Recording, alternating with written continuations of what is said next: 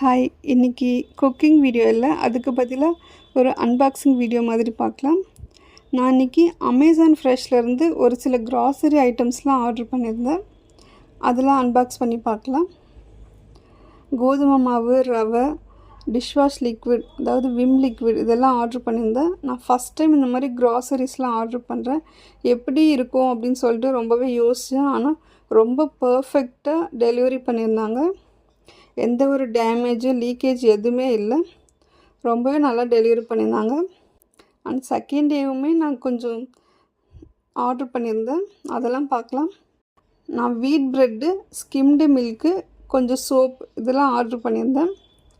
Skimmed milk எந்த ஒரு லீக்கேஜுமே இல்லை, அவ்வளோ சூப்பராக டெலிவரி பண்ணியிருந்தாங்க.